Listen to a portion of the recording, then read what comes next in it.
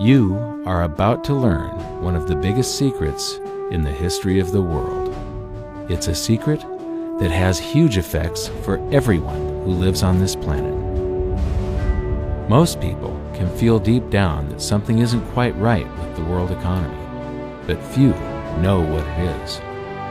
Gone are the days where a family can survive on just one paycheck. Every day it seems things are more and more out of control, yet only 1 in a million understand why. You are about to discover the system that is ultimately responsible for most of the inequality in our world today.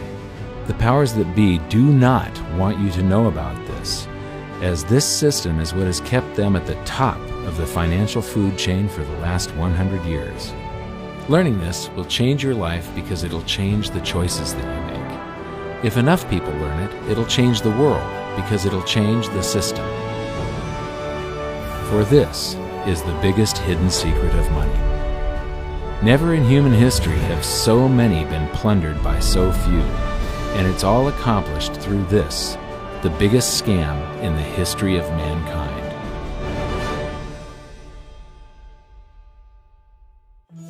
They say that money doesn't grow on trees, but the truth is that the modern banking system creates currency far faster than trees can grow.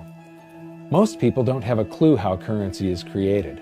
Economists and bankers make it sound so complex that people think they can't understand it. But I'm going to strip our monetary system down to its essence so that you can see the scam behind the curtain and just how it affects you. Every modern society creates currency in pretty much the same way. But since the US dollar is the majority of the world's currency, I'm going to use the United States as our example. It all starts when some politician says, "Vote for me and I'll make sure the government provides you more free stuff than my opponent will." But there's no such thing as a free lunch. So to provide that supposedly free stuff, the politicians vote for the country to spend more than its income. This is called deficit spending. To pay for that deficit spending, the Treasury borrows currency by issuing a bond. So what's a bond? If you think about it, a bond is really nothing but a glorified IOU. It's a pretty piece of paper with numbers printed on it that says, "Loan me $1 trillion today, and I promise over a 10-year period I'm going to pay you back that $1 trillion plus interest." But what you need to understand is that Treasury bonds are our national debt. These glorified IOUs are to be paid back by you and I and our descendants through future taxation. Therefore, when the government issues a bond, it steals prosperity out of the future so that it can spend it today. The Treasury then holds a bond auction, and the world's largest banks show up and compete to buy part of our national debt and make a profit on it by earning interest. You'll notice that as we move through this process, the big banks are there, taking a cut every step of the way. This isn't by chance, as you'll see shortly. Then, through a shell game called open market operations, the banks get to sell some of those bonds to the Federal Reserve at a profit.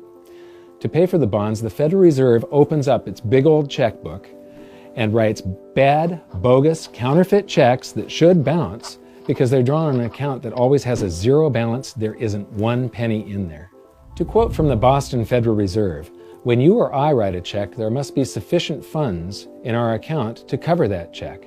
But when the Federal Reserve writes a check, there is no bank deposit on which that check is drawn. When the Federal Reserve writes a check, it is creating money." The Fed then hands those checks to the banks, and at this point, currency springs into existence. The banks then take that currency and buy more bonds at the next Treasury auction. But what is a check? A check is also an IOU. When you write a check, you're making a note that says, "Here's my IOU for cash. All you have to do is go to the bank and pick it up." Now, it's very, very important that you understand this process because we're going to come back later and show you the devastating effect this has on you. The Treasury issues IOUs, bonds. The banks then buy those IOUs with currency. The Federal Reserve then writes IOUs, checks, and hands them to the banks in exchange for the Treasury's IOUs, the bonds. And currency is created. So what's really happening is the Federal Reserve and the Treasury are just swapping IOUs, using the banks as middlemen, and abracadabra, presto, currency magically springs into existence. This process repeats and repeats over and over again, enriching the banks and indebting the public by raising the national debt. The end result is that there's a buildup of bonds at the Federal Reserve and currency at the Treasury. This process is also where all paper currency comes from. The Federal Reserve and the government mistakenly call it base money because they didn't watch episode 1 of this series and they don't know the difference between money and currency. But I will correctly refer to it as base currency because it is not money. It is currency, and as we've learned, there is a big difference. Money has to be a store of value and maintain its purchasing power over long periods of time. We learned in episode 1 that earlier in our history, our paper currency was just a claim check. It was a representation for real money of intrinsic value, the gold and silver that was held on deposit at the Treasury. You could walk into any bank and slap your currency, like say a $20 bill, on the counter and redeem it for real money, a $20 gold piece. But now, this base currency that's piling up back here is really nothing but a receipt or a claim check on an IOU, that bond. So it's really nothing but a supply of numbers. The Treasury then deposits the newly created currency into the various branches of the government, and the politicians say, "Hey, thanks for that." And the government does some deficit spending on public works, social programs, and war. The government employees, contractors, and soldiers then deposit their pay in the banks. Now, this may come as a shock to you, but when you deposit your currency with the bank, you're not actually depositing it into an account to be safely held in trust for you. Instead, you're actually loaning the bank your currency, and within certain legal limits, they can do with it pretty much anything they please. This includes gambling in the stock market and loaning it out, at a profit, of course. Now this is where the machine of currency creation really gets cranking, because this is where something called fractional reserve lending comes into play. Fractional reserve lending is exactly what it says. The banks are allowed to reserve only a fraction of your deposit and loan the rest out. Although reserve ratios may vary, I'm going to use a 10% reserve ratio as our example. If you deposit $100 in your account, the bank can legally take $90 of it and loan it out without telling you. The bank must hold $10 of your deposit in reserve just in case you want some of it. These reserves are called vault cash. But why does your bank account still say you have $100 if the bank has stolen $90 of it? Because the bank left IOUs it created, called bank credit, in its place. Now I know this sounds crazy, but here it is in black and white from the Fed. Commercial banks create checkbook money when they grant a loan simply by adding new deposit dollars in accounts on their books in exchange for a borrower's IOU. These are nothing but numbers that the banks type into their computers. And even though these bank credit IOU numbers are very different from base currency numbers, because they only exist in computers, they are still currency. So now there is $190 in existence. Now the reason people take out loans from the banks is to buy something. They're going to buy a house or a car or something like that. So the borrower takes the $90 that the bank loaned to him from your account and he pays the seller of the item. But then the seller deposits that currency into his account and his bank loans out 90% of that and leaves bank credit numbers in its place. So now there's $271 in existence. This process repeats and repeats until under a 10% reserve ratio, an initial deposit of just $100 can create up to $1,000 of bank credit, all backed by $100 of vault cash, just 10%. But as I said, reserve ratios vary wildly. On some deposits, it's 10%, on others, it's 3%, and on some forms of deposits, reserve requirements are 0. The result is that the expansion of the currency supply by the banks is far greater than even this example would lead you to believe. So once again, when currency is deposited in the banks get to lend it out, and then it gets redeposited and relent, redeposited and relent, redeposited and relent over and over again, creating bank credit all the way. This is where the vast majority of our currency supply comes from. In fact, 92 to 96% of all currency in existence is created not by the government, but here in the banking system. Now, massive amounts of currency spewing into society may at first sound like a fun idea. That is, until you remember one of the most important hidden secrets of money from episode 1, that the prices of everyday goods and services act as a sponge on an expanding currency supply. The more currency we have, the more prices rise. This is where inflation comes from. The true definition of inflation is an expansion of the currency supply. Rising prices are merely the symptom. So our entire currency supply is nothing but a couple of bucks whipped up in this hocus-pocus scam where the Treasury and the Federal Reserve swap glorified IOUs, and a bunch of numbers that the banks just type into their computers. That's it. That's our entire currency supply. It's nothing but a supply of numbers. Some of them printed, most of them typed, and there is nothing else. But if you thought that was crazy, get ready to enter the twilight zone of modern economics. We work for some of that currency supply. True wealth is your time, but we trade away moments of our lives, hour by hour, day by day, and year by year, for numbers that somebody printed on pieces of paper or just typed into a computer. Now those numbers represent our blood, sweat, tears, labor, ideas, and talent. We are what gives the currency its value. But here comes the really cruel joke. We work hard so that we can save some of that currency, so that we can pay the tax collector. In the United States, it's known as the IRS. They then turn it over to the Treasury so that the Treasury can pay the principal plus interest on that bond that the Federal Reserve bought with a check drawn on an account that has nothing in it.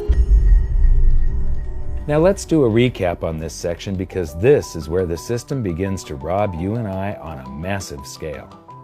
Much of our taxes are not used for schools, roads, and public services, but to pay interest on bonds that the Federal Reserve bought with a check drawn on an account that has nothing in it. The Federal Reserve is committing fraud. But here's one of the biggest secrets of them all. Before the establishment of the Federal Reserve, there was no need for personal income tax. The Federal Reserve was created in 1913, and that very same year, the Constitution was amended to allow income tax. Do you really think this was just a coincidence? Ask yourself how much income tax you've paid over your lifetime. Much of it has been silently siphoned away into the hands of those who own the system. Yes, this system has owners. Who they are is an even bigger secret that we'll get to shortly. But first, we need to understand the mumbo-jumbo of the so-called debt ceiling. It's all based on a huge paradox. There was interest due on that bond, and there was interest due on every one of those loans that the banks made. That means that there is interest due on every dollar in existence. Let me ask you something. If you borrow the very first dollar into existence, and that's the only dollar that exists on the planet, but you promise to pay it back plus another dollar's worth of interest, where do you get the second dollar to pay the interest? The answer is that you have to borrow that one into existence and promise to pay it back with interest as well. So now there are $2 in existence, but you owe $4, and so on and so on. The result is there's never enough currency to pay the debt. There is always more debt in the system than there is currency in existence to pay the debt. Therefore, the whole system is impossible. It is finite. It will come to an end one day. What would happen if the government stopped borrowing to do deficit spending? Are the payments on those treasury bonds going to stop? What would happen if the public stopped borrowing and going deeper into debt? Are your house and car payments going to stop? No. There is a payment due every month on the principal plus the interest on every dollar in existence, and those payments do not stop. If we stop borrowing, then no new currency is created to replace the currency that we used to make those payments. Whether you're making a payment on a loan or paying tax to make a payment on a bond, the portion of the payment that goes to pay off the principal extinguishes that portion of the debt. But the debt also extinguishes the currency. Currency and debt are like matter and antimatter. When they meet, they annihilate each other. If we just pay off the principal only on all the loans and bonds that exist, the entire currency supply just vanishes. So if we don't go deeper into debt every year, look what happens. The whole thing goes into a deflationary collapse under the weight of those payments. Politicians and pundits alike talk about balancing the budget, paying down the debt, and living within our means. They don't understand that that is deflationary. It is impossible to do under our current monetary system without collapsing the whole economy. This is why any talk of a debt ceiling is not only ridiculous, it's delusional. The system is designed to require ever-increasing levels of debt just to continue. And that's why politicians will always kick the can down the road and raise this so-called debt ceiling over and over again until the whole system finally collapses under its own weight. In other words, they don't want it to collapse on their watch. The Founding Fathers of the United States knew the dangers of central banking and fought to free themselves from this very thing. The Revolutionary War started out as a tax revolt, but now we must pay tax just to have a monetary system. Having just suffered through the hyperinflation of the continental dollar, which was printed into oblivion to finance the Revolutionary War, they understood the dangers of fiat currency and debt-based monetary systems.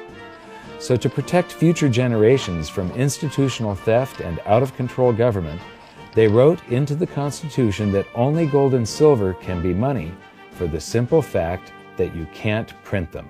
Our current system is not only unconstitutional, but it robs us of the liberty and prosperity our forefathers fought and died for.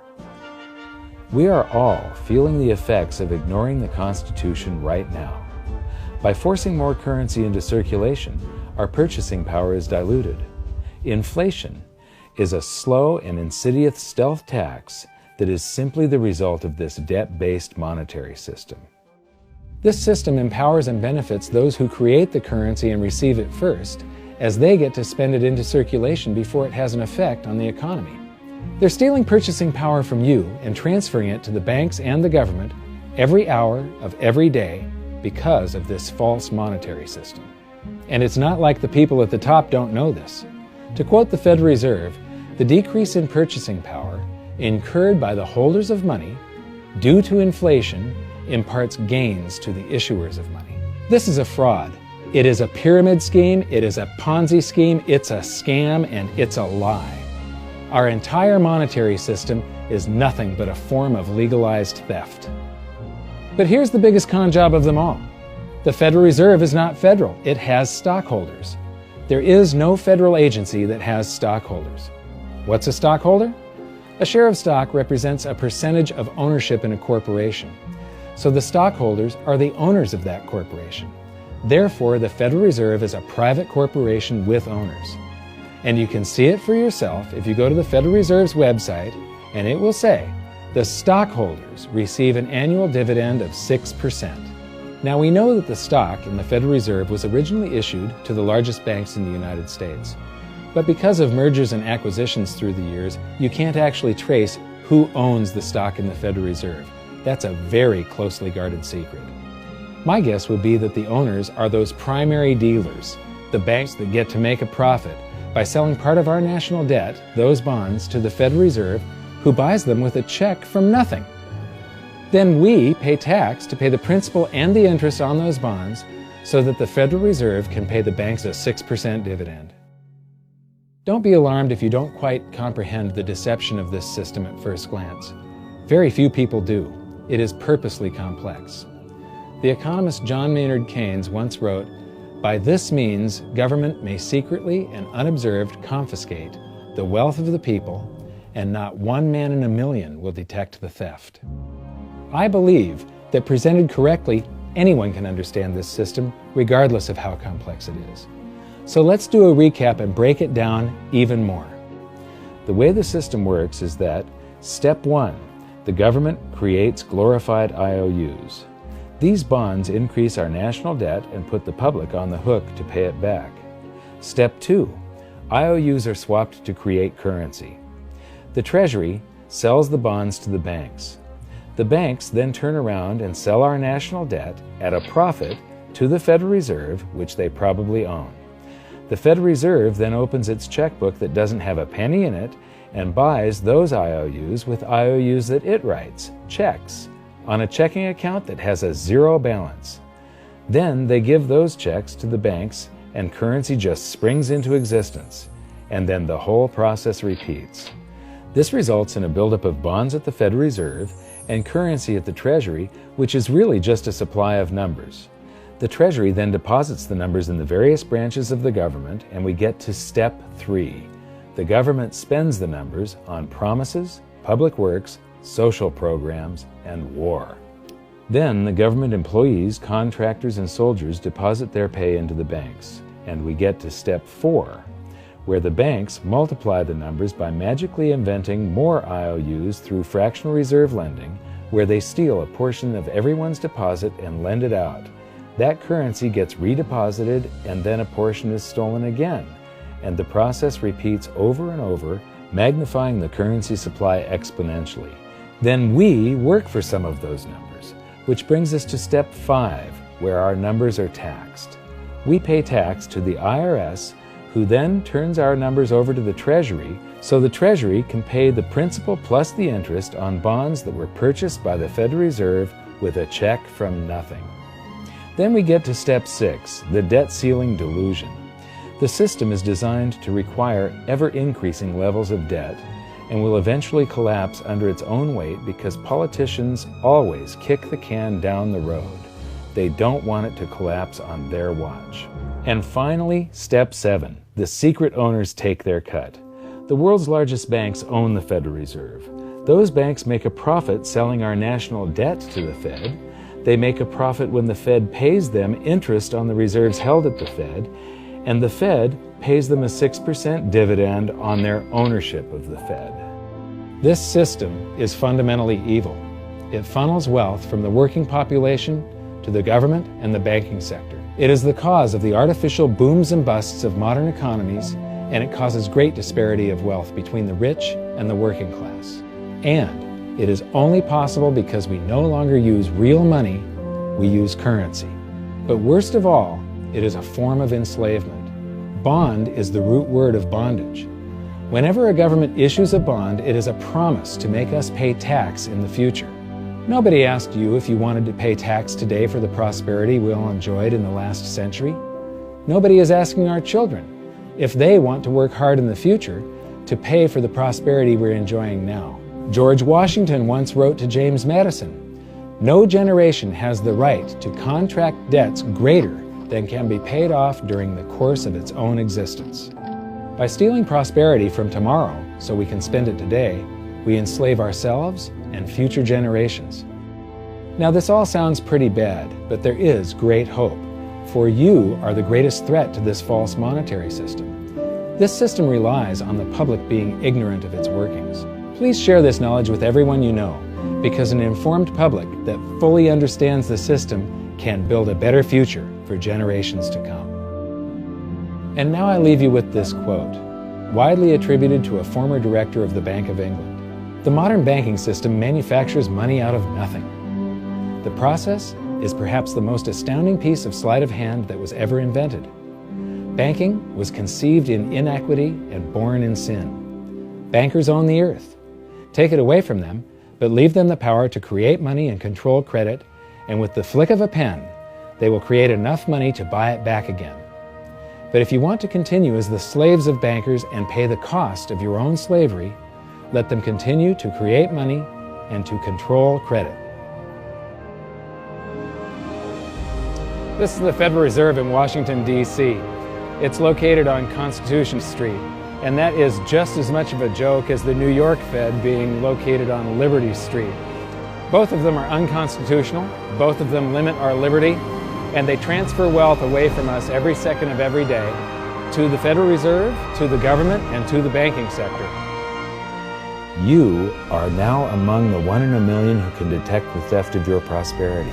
So the big question is, what can you do about it? 1. Watch this video until you can describe and teach it to others. Those who understand this system can make preparations for its unavoidable collapse and protect themselves. History shows that those who don't will probably be wiped out. 2. Share this video with everyone, especially those you care about.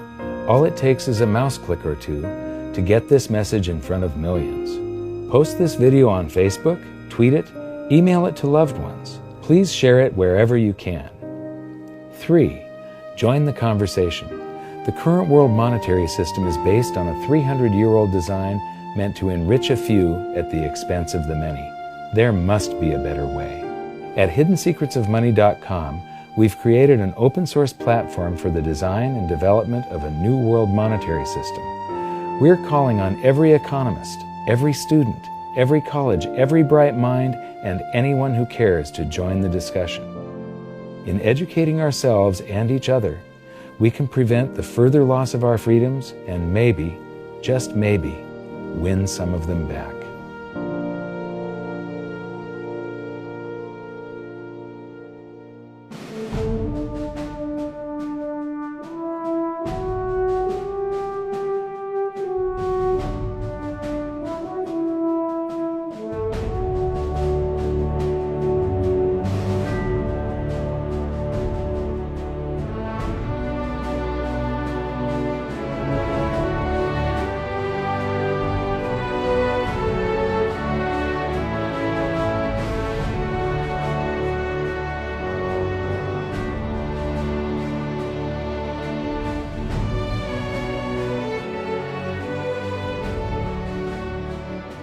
I think your episode 4 is very beneficial, very helpful. It's going to introduce these ideas to a lot of people, and like I've just been talking about, we have to change people's mind, and the more they understand it, the better.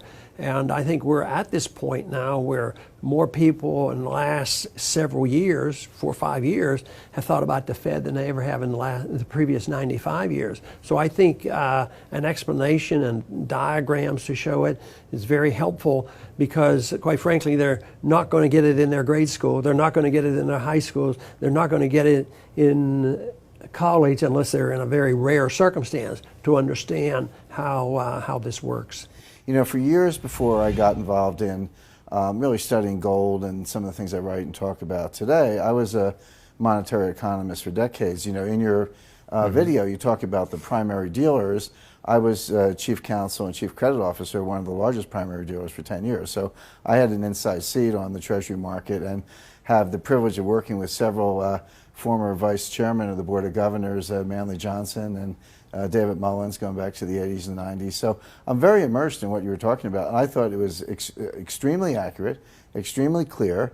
I didn't think you were stretching on any points. It was really like something out of a PhD course, except that it was very easy to understand. I think it's accessible. I think we're seeing a little bit of a revolution in communications in the following sense. You know, as you point out, the Fed was created in 1913. Well, in 1913, there was no web, there was no YouTube, no Twitter. There was really no one to kind of stand up and oppose the Fed or call them out, if you will, or really get into a discussion that everyday Americans could follow. That's not true now with social media and everything else. You can reach out to millions and tens of millions of people and tell them what's going on. I think you've done that. You've done it successfully. I applaud it. I think this is a great video. I look forward to seeing it again. I know millions of people will enjoy it. Well, as we know, the Federal Reserve believes it can create money out of thin air, not realize money is supposed to represent real products and services. And what people don't realize is when the Fed does that, in effect, as Keynes pointed out, it's a form of taxation. It's a form of confiscation.